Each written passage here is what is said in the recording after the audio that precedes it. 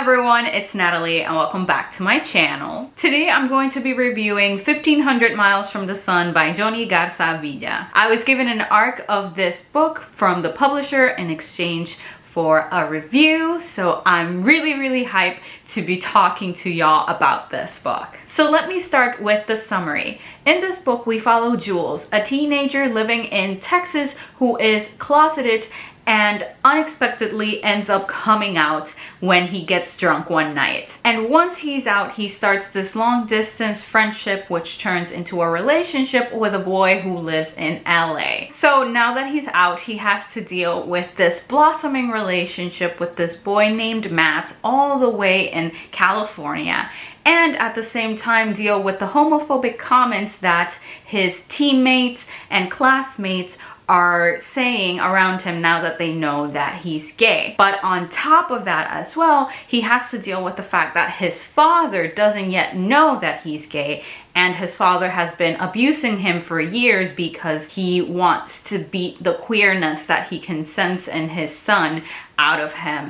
And so that's generally the premise of this novel. I rated this book 4 stars. I really enjoyed it. Honestly, part of me is not fully committed to that 4-star rating. It could easily be a 5-star rating, but it's one of those strange books where even though I completely adored it, loved it, had such a good time with it, for some reason I was so confused when it came to rating it. I don't know if any of y'all experience that, but I sometimes have those books where I'm like, there's nothing wrong with this book, I actually enjoyed it, but somehow it doesn't feel right to give it 5 stars, but giving it less than 4 stars is ridiculous, but then 4 and 4.5 also don't kind of feel right. And so it's kind of like, I don't know, but I'm giving it 4 stars just because I really didn't feel that strong pull for a 5-star. But this is definitely a book that I want to reread, that I want to get a physical copy, annotate it, love it, and everything. So probably on that reread, I will have a stronger understanding of my rating of the book, and that way I will feel more confident saying, okay, I gave it 4 stars, I gave it 5 stars, or whatever. But overall, this is a phenomenal novel. I'm pretty confident that this is the debut of the author, and they did a phenomenal job. I honestly think this novel was so good. And one of the main things that made it so incredible is precisely something that I think they mentioned in the author's note at the beginning of the book, and it's that this story is a joyous story. It's very much about queer joy, and it's very much about friendship and a new blossoming relationship and just receiving support from people, but at the same time it does have darker themes. Like, there's no getting around the fact that our main character Jules has an abusive father. There's no getting around the fact that the classmates at Jules' school are not all accepting. But truly at the heart of it, I adored this book because it had so much lightness. In a lot of ways, it kind of reminds me of The Mirror Season, where The Mirror Season clearly has a very dark, serious topic threading through it, but at the same time, what really holds it all together is joy, is love, it is support, and all of that is really what jumps from the page, you know? And so I felt kind of like that with this book as well, that even though it had those more serious moments, the joy and the love that Jules got from his friends and from Matt made up for the more darker moments and the shitty things that he had to go through. And speaking of the humor of this book, what worked so perfectly is that this book used a lot of blending of English and Spanish, and it felt so natural, so genuine, so perfectly done. Like, I could genuinely tell that the author was bilingual, or at least at the very least knew perfectly how to seam together Spanish and English in a way that's very natural, in a way that very much imitates how bilingual people speak to one another when they know that the other person knows both languages. So I adored that, and I found it so amazing how it was used for humor in this book, because I definitely feel like it was more intense, or not intense, but just vivid when it came to humor. And so I adored that, because in other books I have seen that blend used in other ways for other intents, which obviously are valid and great, but I'm just trying to say that I appreciated the way that it was used in this story in particular. But anyway, the other thing I loved here was the relationship between Jules and Matt. They were really cute. Honestly, all of their interactions were precious.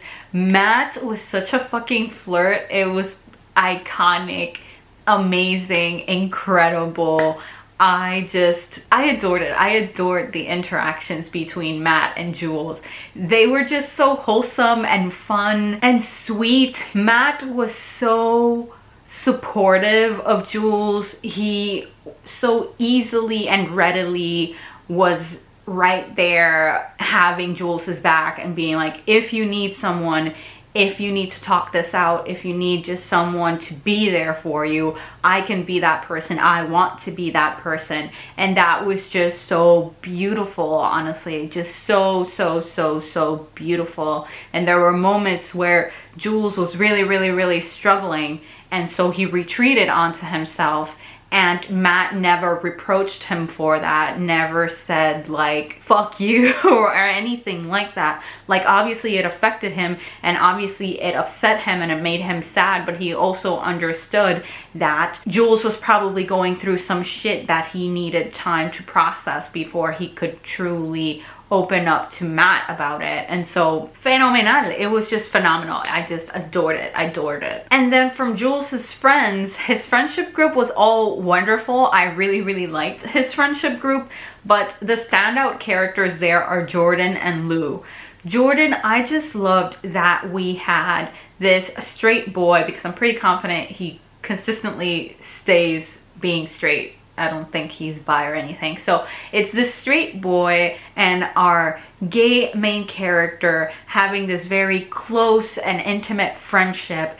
And it's never, Jordan never feels emasculated by this friendship. He never feels like he has to prove his masculinity. He never feels like he needs distance, physical distance from Jules because Jules is gay. He's just very much like, hell yeah, I fucking love you. You're one of my closest friends. I'm going to fucking hug you and be super close with you. And you know, it's fucking normal. It's fine. It's fine.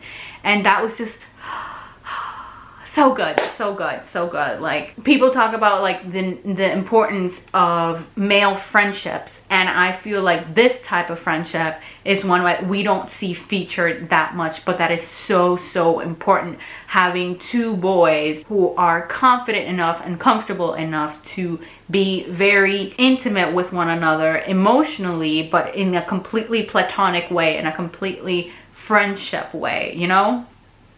Fabulous. And then, what was the other thing I was gonna say? Oh, Lou. I loved Lou because she was just like the life of the party. She was chaotic as hell.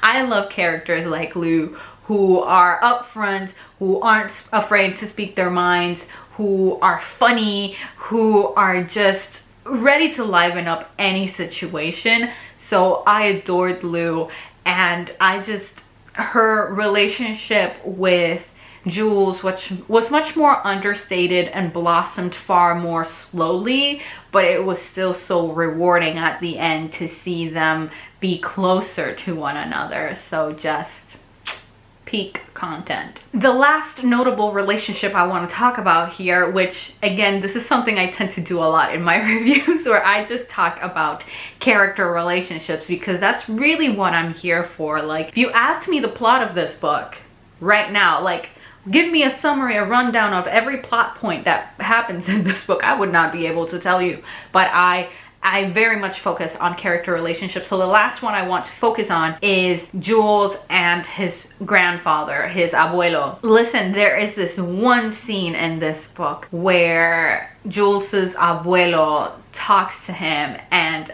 accepts him. And I don't see that as a spoiler saying that his abuelo is accepting of Jules being gay. I don't see that as a spoiler. but there's this one scene of the two of them talking to each other, and his abuelo says something so beautiful that I was literally in tears as I was reading it, because it was just so sweet and loving.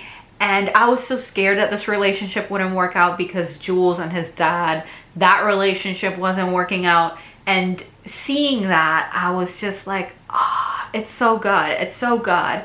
And actually, I lied. That's not the last relationship I want to talk about. Jules and his sister was another one that I loved. I felt very reminiscent, and this is not trying to compare in any way or shape negatively. It's more like me trying to indirectly give you book recommendations. So the relationship between Jules and his sister for me was very reminiscent of, what was this book called? It's the one by Mason Devers. I will put it here on the screen. I can't remember the name right now, it escapes me. But in that book, our protagonist comes out as non-binary, and they end up living with their sister, who they're kind of estranged from because the sister was older, and so they didn't have that much time to spend with one another. And so something similar happens in this book, and I just love that so much. I love seeing these interactions where our protagonist can feel supported by other members of their family. And so seeing Jules and his sister be so close was just so precious. I love that Jules' sister had his back and was there for him. So I loved it. I just loved it. So for me, the major thing that bothered me in this book, and it's not really that it bothered me as I wish the author had changed this, more that it's more personal. Personally, one of the things that bothered me here is that it's very assumed for Jules and Matt that when they meet in person, they're going to have sex. Like, they don't really have conversations about this until they've already met in person and they're all like hyped to do it, and then they kind of sit still and they're like, oh, you want to do this, right? I mean, we don't have to if you don't want to, but they literally wait until like down the wire to clarify with one another that that is something that they want. But both of them were functioning under the assumption that that was something that was going to happen once they met in person. And as someone who is asexual, I just, it was kind of triggering for me in a way. Like, I understand, obviously, why these two teenage boys, these two gay teenage boys, have started this relationship and why they would want to have sex when they met in person. Like, intellectually, that makes sense to me, and this is not a criticism of them wanting to do that. It was just upsetting to me how assumed it was, to the point that they didn't talk about it before, and it was an afterthought to talk about it, you know? Or at least that's how it felt to me. And it just set me on this like weird spiral. Like, literally it was triggering for me and reminded me of stuff I don't want to talk about. But essentially it's also kind of this disconnect where, because I'm ace but I'm also bi, there's this pressure to have sex that, when it comes as very natural in books, just is very upsetting to me at times, which I think is ironic if you've watched my channel before and you're like, you read romance books all the time, you read erotica all the time, but that's the whole point. It's within a context. When I pick up a romance book or an erotic novel, an erotica, I know what I'm getting. I'm like, I know I'm here for two people to be horny for one another and for that to be the whole fucking point of the narrative. But when I'm reading YA, I think that's usually when I get most triggered by this unexpectedly. When I'm reading YA, I'm not really expecting that. That's not at all what's going on here. And so when it's treated certain ways, it kind of just messes me up. So that would be my major complaint, but it's not really something that I would say needs to be fixed about the book or is problematic about the book at all. It's just very much a personal issue that I had with the book. And then the other thing is also incredibly, like, just one of my pet peeves. It's just a personal pet peeve, and that is that Jules is obsessed with moving to LA. And like, sure, his boyfriend is over there, but I just can't vibe with characters who really want to move to a particular city it just doesn't make any sense to me personally. It's something like when characters really want to move to LA or really want to move to New York, I'm just like, I guess, because in a way it becomes part of their personality. Like part of their personality is, I want to be a person living in LA, I want to be a person living in New York, and I'm just like, stop, just stop. Why is my dog barking? I'm pretty confident that's my dog barking, if you can hear her. Why? So yeah, when someone's whole personality is that they want to live in a particular city, it's just aggravating to me. It's the whole thing that happened to me with To All the Boys I've Loved Before. Like, this whole obsession with like particular universities, particular cities is just I hate it, but it's a pet peeve. I could make a whole video about my really weird niche pet peeves in books, so if y'all want that, let me know. Anyway, those two things don't really largely impact my rating and my reading experience with this book, because it's really not things that actually matter. Like, it's not things that I'm like, well, the author should have done something differently. Like, that's ridiculous. No, they just don't work for me, and I know to bypass them when it comes to rating. It's like those don't really matter, because they're so incredibly subjective that I'm like, it's fine, it's fine. I still love the book, I still had a great time reading it, so that's all that matters to me. Anyway, I think that's everything I have to say about this book. I sure hope so. Overall, I would highly recommend it. I adored it. Honestly, I genuinely adored it. I had such a good time reading it. I wish I could afford pre-ordering it to get like the cute art that the author has for it, for those who pre-order. I wish I could afford that shit, but I can't. So I would just highly encourage you all to check out this book, because it was just so cute and just so amazing, and yes, just go check it out. Anyway, so that's it for today's video. Thank you all so much for watching. If you enjoyed this video, please don't forget to like, comment, and subscribe. If you would like to follow me on any of my social media, I will have the links to that down below in the description. But for now, see you next time.